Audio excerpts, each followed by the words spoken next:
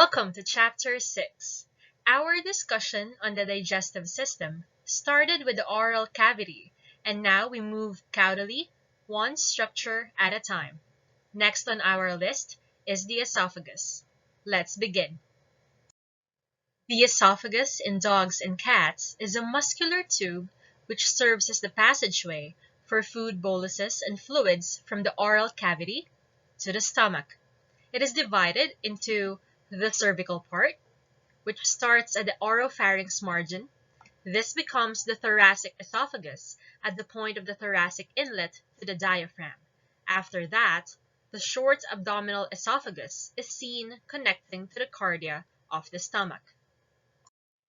As usual, we must always begin our discussions with a functional anatomy. The esophagus is made up of three important structures: the upper esophageal sphincter, the esophageal body, and the lower esophageal sphincter. The upper esophageal sphincter is made up of three structures, namely two muscles, cricopharyngeus and thyropharyngeus, which are extensions of the muscles in the pharynx, and the cricoid cartilage.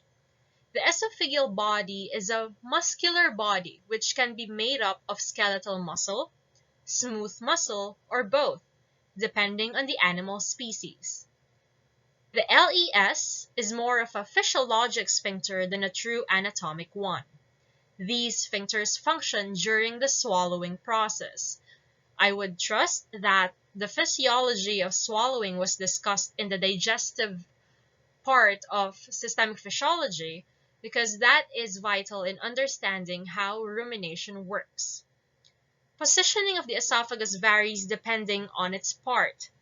The esophagus is always dorsal to the trachea. However, it is found left of the midline for the cervical and proximal regions, and it gradually shifts to the right of the midline at the point of the tracheal bifurcation as it goes to the stomach. Fun fact: do you still remember the other term for the tracheal bifurcation? It starts with the letter C. Any guess? As I've told you repeatedly, anatomy and surgery walk hand in hand, so touch up on those. That tracheal bifurcation is also called the carina. When you cut the esophagus transversely and examine it under the microscope, you would be able to visualize its layers. The innermost layer in contact with the lumen is the tunica mucosa. The next layer outward is the tunica submucosa, which in digestive hollow organs is what we consider as the holding layer, meaning this layer must be included in your suture bites to ensure apposition. The next layer is the tunica muscularis, and the outermost is the tunica adventitia. Usually, the muscle layer of the digestive system is entirely smooth muscle, especially for the stomach and the intestines, which is governed by the autonomic nervous system, meaning you don't have to think for it to work. Your brain does not need to send the signal to the stomach and the intestines for them to contract. It's your gut brain or your autonomic nervous system that does the signaling. In dogs, this layer could be made up of skeletal muscle. In cats, it is skeletal muscle except for the distal segments, which is made up of smooth muscles. But how about for ruminants, for horses, pigs, or us? Now this is a review of your histology. For ruminants, the esophageal body, the tunica muscularis, is the same as the dogs. It is entirely made up of skeletal muscle. For the horses, they are the same with the cats. With pigs and humans, however, the first 1/3 of the esophagus is skeletal muscle. It then changes into a combination of skeletal and smooth muscle and terminates in uniform smooth muscle conformation distally. I do hope you still remember your histology. Remember, your subjects that you have passed are not there just for you to pass. You studied it because you are gonna need them for your future subjects and for when you graduate. Just a little reminder.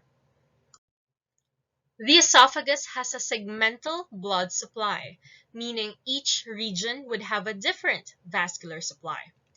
The cervical esophagus is supplied by the branches of the thyroid and subclavian arteries. The thoracic esophagus is supplied by the bronchoesophageal arteries and segmental aortic branches. For the abdominal esophagus, it is supplied by the branches of the left gastric and left phrenic arteries. For the nerve supply of the esophagus, it is supplied by the vagus nerve and its branches, namely the pharyngeal nerve, and the recurrent laryngeal nerves. Now let me ask you this question, which I might have asked you already before. What is the difference between vomiting and regurgitation? When a dog or a cat expels food boluses out of its mouth, how would we know if the expelled material is a vomitous or a regurgitated material?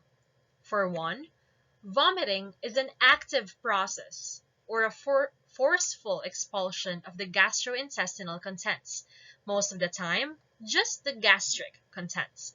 This is accompanied by drooling, which is a clinical manifestation of nausea, and contractions of the abdominal muscles.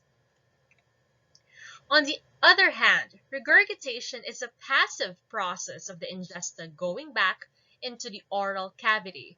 The food boluses may come from the stomach or from the esophagus itself. This is the hallmark clinical sign of primary esophageal disease. But what if we did not observe the dog or cat when this was happening? What if all you saw was the expelled material? What can you do to differentiate? I think some of you have answered this question already. So first, a vomitus would have an acidic pH, always. So you don't have to get a pH paper to detect something is acidic. The smell itself would be acidic. A regurgitated material, just to clear it up, would not have a basic pH. It can be acidic as well, especially if the food boluses came from the stomach, but most of the time it comes from the esophagus itself.